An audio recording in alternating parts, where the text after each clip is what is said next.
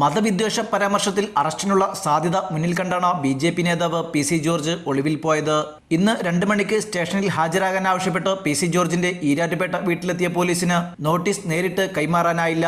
PC. George വീട്ടിലില്ലാത്തതിനാൽ മകൻ Sean ജോർജാണ് notice കൈപ്പറ്റിയത്. PC. ജോർജിനെ തേടി വീട്ടിലെത്തിയ പോലീസിന് 2 തവണയും മടങ്ങേണ്ടി വന്നു. അദ്ദേഹം തിരുവനന്തപുരത്ത് എന്നാണ് വീട്ടുകാർ പോലീസിനെ അറിയിച്ചത്. മുൻ എം.എൽ.എയുടെ ടവർ ലൊക്കേഷൻ പോലീസ് പരിശോധിക്കുകയാണ്. ഇന്ന് രാവിലെയാണ് അദ്ദേഹം വീട്ടിൽ നിന്നും മാറിയത്. എന്നാൽ താൻ ആരോഗ്യപരമായ കാരണങ്ങളാലാണ് സ്ഥലത്തില്ലാത്തതെന്നും തിങ്കളാഴ്ച ഉച്ചയ്ക്ക് മുൻപായി ഈരാറ്റുപേട്ട സ്റ്റേഷനിൽ ഹാജരാകാമെന്നും പി.സി. ജോർജ് കുറിപ്പിലൂടെ വ്യക്തമാക്കി. ചാനൽ ചർച്ചയിൽ മതവിരുദ്ധ പരാമർശം നടത്തിയെന്നാരോപിച്ച് ഈരാറ്റുപേട്ട പോലീസ് രജിസ്റ്റർ ചെയ്ത കേസിൽ പി.സി. ജോർജിന്റെ മുൻകൂർ ജാമ്യാപേക്ഷ കഴിഞ്ഞ ദിവസം ഹൈക്കോടതി തള്ളിയിരുന്നു. Justice PV. കുഞ്ഞികൃഷ്ണൻ അധ്യക്ഷനായ സിംഗിൾ ബെഞ്ചാണ് മുൻകൂർ ജാമ്യാപേക്ഷയിൽ വിധി പറഞ്ഞത്. പി.സി. ജോർജ് നിരന്തരം ജാമ്യവ്യവസ്ഥ ലംഘിക്കുന്നതിനാൽ മുൻകൂർ ജാമ്യം നൽകില്ലെന്നാണ് സിംഗിൾ ബെഞ്ച് സ്വീകരിച്ച നിലപാട്.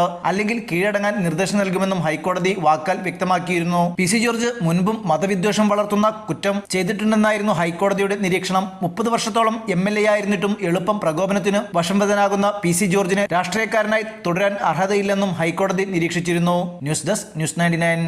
ഓരോ മുഹൂർത്തങ്ങൾക്കും അതിന്റേതായ സന്തോഷങ്ങളുണ്ട്. അതിൽ ചിലത് ഒരിക്കലും മറക്കാൻ പറ്റാത്തതും. Azad gold and diamonds, Thazhepalam, Tirur.